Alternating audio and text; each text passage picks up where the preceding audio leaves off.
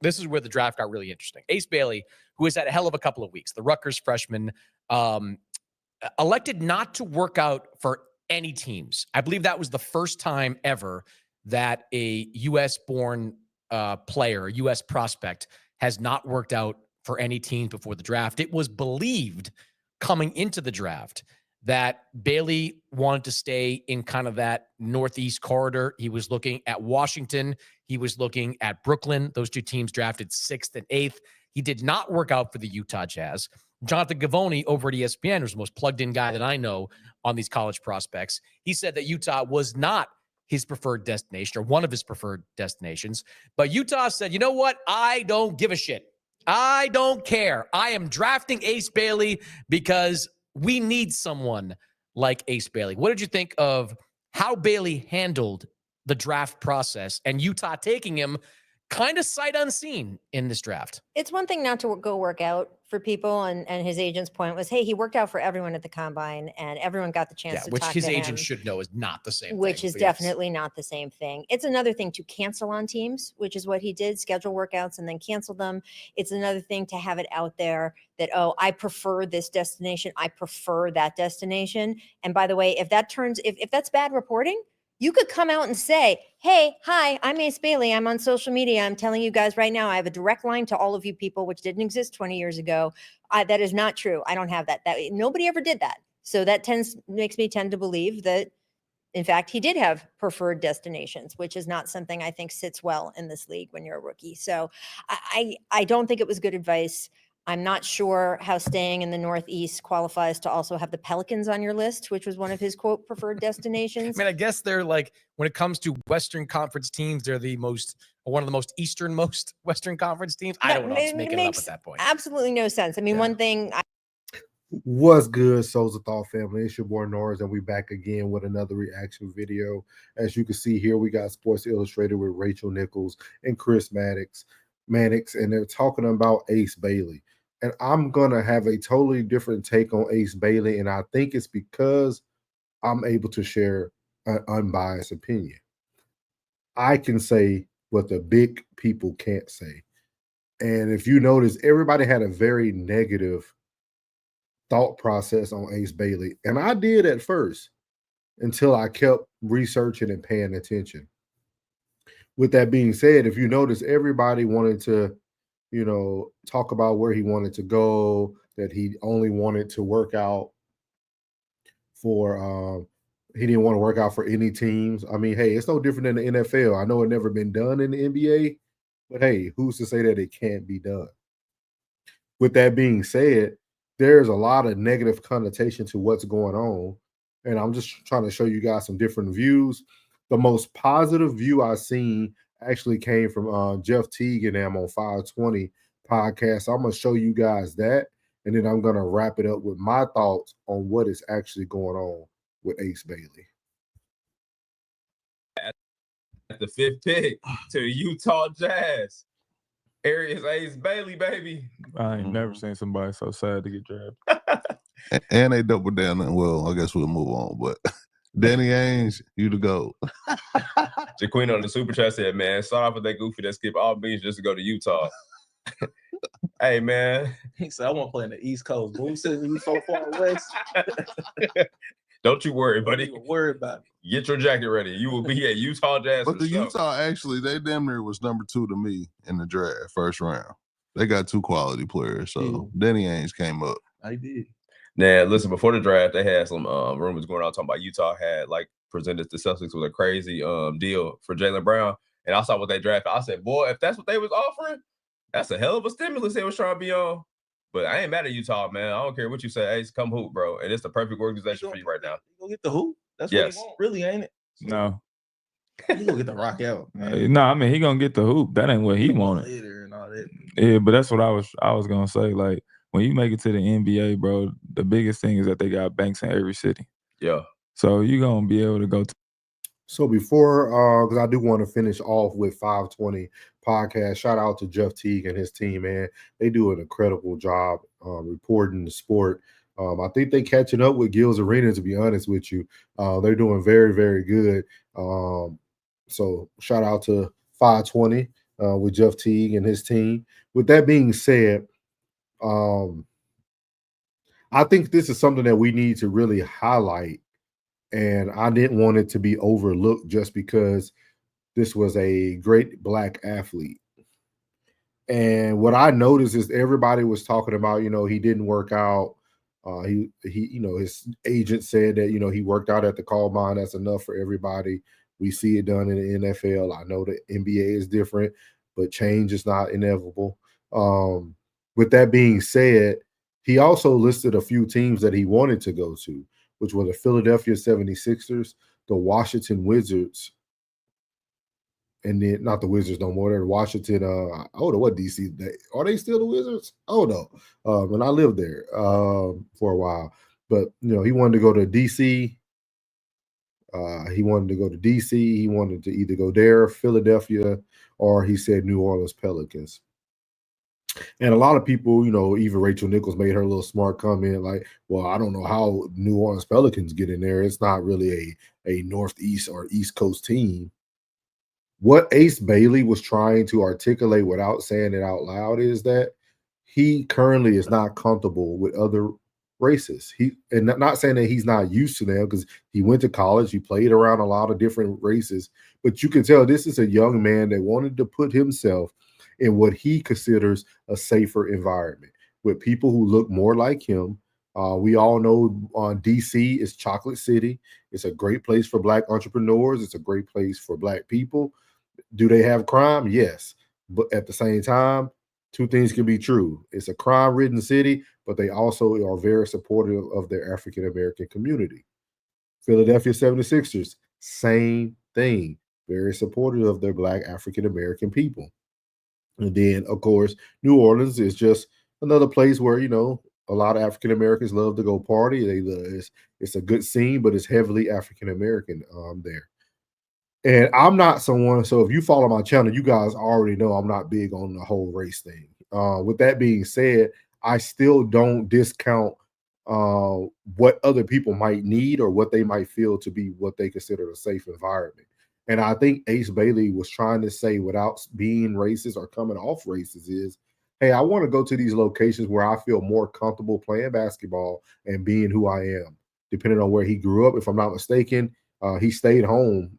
He was from like the Jersey, New York area. So he stayed home, played at Rutgers. He had a good friend, Harper, who was drafted by the San Antonio Spurs. So I think Ace Bailey was actually seeking almost like a safe refuge, man. Like, I think he wanted to go somewhere where he could feel comfortable. This wasn't just about playing basketball. This was about him trying to go somewhere where he feels comfortable. And I keep hearing everybody say, he should be grateful that he's getting in the NBA. Some people dream about this. I agree with all that, but we can't discount what this young man was probably actually going through. And I want to say this on Souls of Thought channel today. I pray that everything goes well with Ace Bailey in Utah. Being in the military, I had friends who were stationed in Salt Lake in Utah for the military, and it is a hard place to get used to. It's very Mormon heavy. It's very, they have their own beliefs, their own thought processes. It's very hard. I know he doesn't have children, but it's hard to raise your children in Utah if they're not Mormon. It's a lot that goes in with people moving and relocating. And this is something I can speak on because I have relocated over 7 to 8 times being in the military. And sometimes you just want something to feel like home. And I think that's the true reason why Ace Bailey wanted to go to either Philly, DC, or New Orleans. I think he had places in mind. They already predicted him to be from 3rd pick to the 8th pick. So everywhere that he was even trying to go was already in what they predicted for him. So it's not like he didn't go where he's supposed to go. It's not like he dropped down in the draft. This young man was trying to find a safe haven, somewhere he could go and feel comfortable. So today on Souls of Thought, I would like to challenge the NBA and other Black athletes who are currently in the NBA to sit down with this young man, mentor him, create him a safe space in the NBA so that he can know that everything is going to be okay. I think sometimes we get so lost in what people do and we don't really hear the cries of people because we look at their actions or we look at the things that they're saying. The young man held his head up. He was very respectful when he did his interview coming off of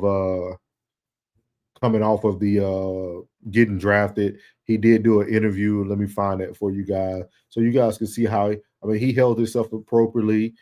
He he stayed him. So let's see here. 1 second.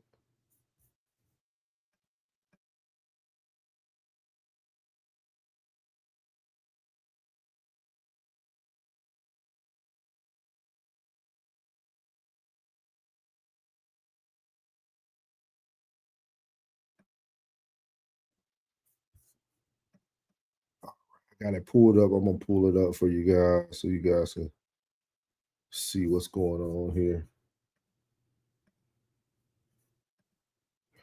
And I'm actually gonna play it in the.